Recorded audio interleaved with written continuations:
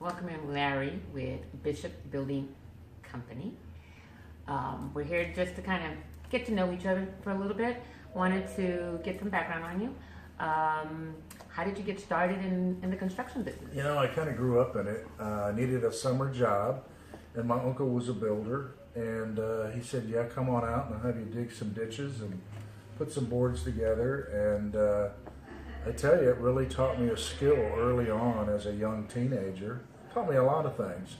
But I learned really how to build a house from ground up in the hill country, just north of San Antonio.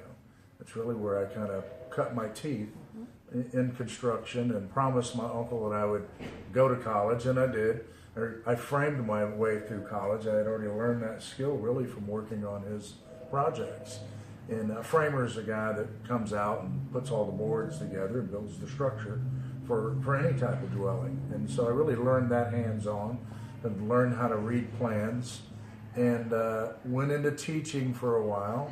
And, you know, I really enjoyed it, but I don't think it really enjoyed me because it wasn't paying me a whole lot in the mid-'80s. I think my starting salary then was about $18,000 a year. So I found myself making more money in the summer being a handyman, and kind of graduated to that.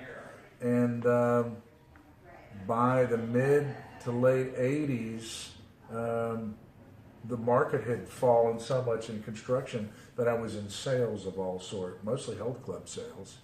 And then I got a phone call one day in 1988 from a friend who said, hey, you know, my dad's building in Houston and they need construction superintendents. I moved here in '88, and it was a design build firm, which was kind of the same type of firm that my uncle had. So I knew that aspect of it. I knew it was could be a little challenging, since you were really responsible for not just building the house, but kind of babysitting the client, working with the client. So I think early on it was kind of primed to be a builder. I moved here in '88, and the builder I worked for would literally give you the homeowner's name and give you a set of plans, and here's a budget. And you were really kind of set up like a little satellite builder. And you, of course, were reprimanded for going over budgets, but you were also rewarded for staying well within or below budget.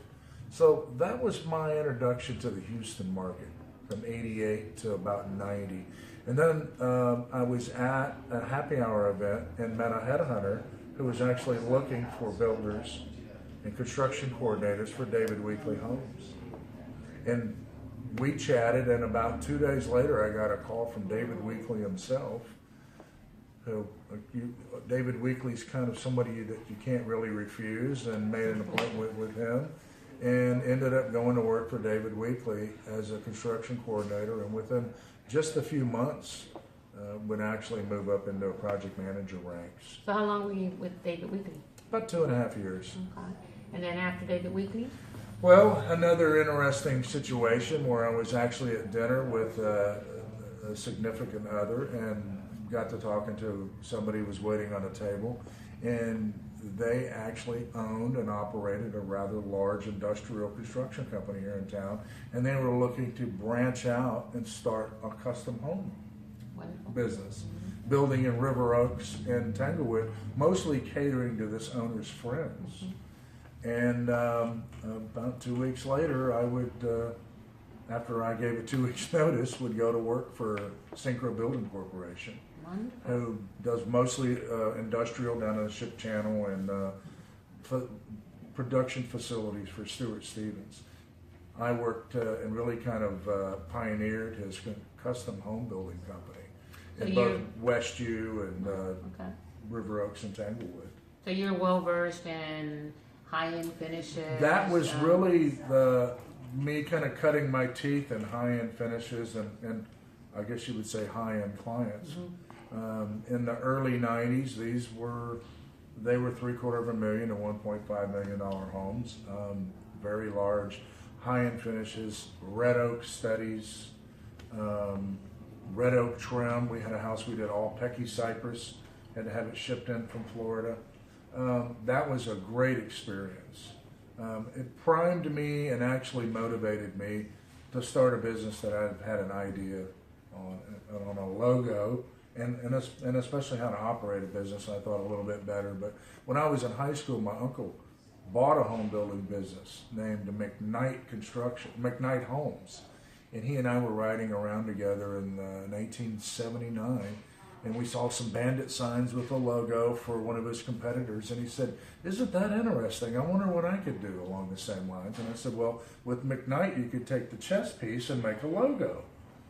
And we ended up at a quick copy, and next thing you know, they're making bandit signs.